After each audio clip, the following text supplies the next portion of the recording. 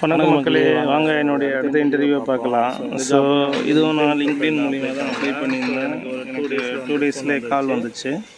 So இந்த job வந்து பார்த்தீங்கன்னா புரியும் இல்லை, சரி ட்ரை பண்ணலாம். புது லொக்கேஷன் ஆரம்பிச்சிட்டாங்க. எங்கே ஒர்க் பண்ணுறீங்க, எவ்வளோ சம்பளம். ஸோ எனக்கு கால் வந்தது. ஸோ நான் ஒரு மேடம் பேசினாங்க, டீட்டெயில்ஸ் சொன்னாங்க. ஸோ என்னோட டீட்டெயில் கேட்டுட்டு எக்ஸ்பெக்டேஷன் சேலரி, என் கரண்ட் சேலரி எல்லாம் கலெக்ட் பண்ணாங்க. நானும் வந்து ஷேர் பண்ணேன். ஆனால் பட் நான் எடுத்த உடனே என்னுடைய கரண்ட் சேலரியும் எக்ஸ்பெக்டேஷன் சேலரியும் நான் ஷேர் பண்ணல.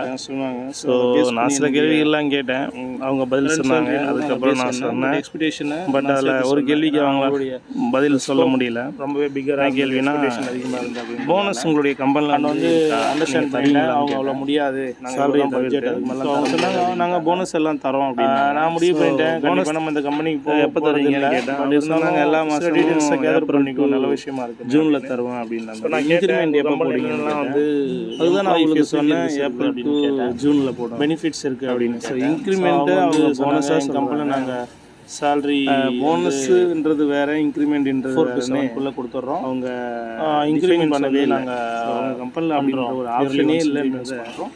அவங்க இன்க்ரிமெண்ட் போனஸ்ன்றாங்க, போனஸ் இன்க்ரிமெண்ட். ஒரு சைட் கம்ப்ளீட் ஆகிடுச்சு, அடுத்த சைட் எனக்கு ஒரு பக்கம் சிரிப்பு இருந்தாலும் ஒரு பக்கம் பயமாயிடுச்சு. இன்சூரன்ஸ் வந்து பார்த்தீங்கன்னா அரௌண்ட் இந்த மாதிரி கம்பெனிகள் வந்து அரௌண்ட் ஒரு 200-300 மேன் பவரை வந்து அவங்களுக்கு வேலை கொடுத்து பேசிக்காக அவங்களை வந்து கம்பெனி ரன் பண்ணிட்டு இருக்காங்க, பெரிய பெரிய ப்ராஜெக்ட் பண்ணுறாங்க. அப்படின்னும் போது அவங்க சொன்னாங்க எப்படி இதெல்லாம் வந்து பார்த்தீங்கன்னா கவர்மெண்ட் வந்து கண்டுக்காமல் இருக்கு. என்ன போனஸ் நீங்கள் இன்க்ரிமெண்ட் தான் மேடம் சொன்னீங்க. அப்புறம் அவங்களுக்கு எக்ஸ்பிளைன் பண்ணேன், இன்க்ரிமெண்ட் போனஸ் வேறு, வருஷத்துக்கு ஒன்று கொடுக்குறோமில்ல அப்படின்னு சொன்னாங்க. ஸோ இது வந்து பார்த்தீங்கன்னா உங்களுக்கு போனஸ்ன்றது வேறு, இன்க்ரிமெண்ட்டுன்றது வேறு. பட் அப்படின்னு நாங்கள் எக்ஸ்பிளைன் பண்ணேன். பட் அவங்க அக்ரிமெண்ட்டாக எங்கள் போனஸ் நாங்கள் தனியாக போனஸ்லாம் கொடுக்குறதே கிடையாது. எந்த இன்சென்டிவ் இயர்லி ஒன்ஸ் கொடுக்க வேண்டியது இருக்கும். ஒன்லி வந்து பார்த்தீங்கன்னா கொடுக்க வேண்டியது இருக்கும்.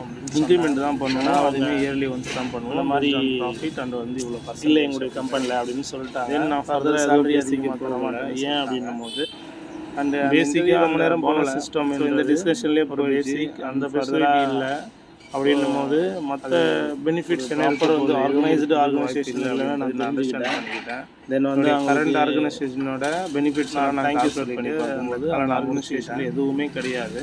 பட் ஃபெசிலிட்டி நான் வந்து அவங்ககிட்ட ஓப்பனாகவே சொல்லிட்டு ஒரு ஆர்கனைசேஷன் நம்ம எப்படி மூவ் ஆகுறதுன்னு எனக்கு தெரியல, சூட்டபிள் பொசிஷன் அப்படின்னு. பட் இன்னும் எனக்கு அந்த ஆர்கனைசேஷன் இந்த மாதிரி நீங்கள் ஃபேஸ் பண்ணிங்களா சொல்லுங்கள். நம்ம எப்படி இன்னொரு கம்பெனி எதுவுமே இல்லைன்னும் போது அங்கே நம்ம கரண்ட் ஆர்கனைசேஷன் இருக்கிற ஃபெசிலிட்டி கூட இன்னொரு ஆர்கனைசேஷன் நம்ம எப்படி மூவ் ஆக முடியும் இல்லையா?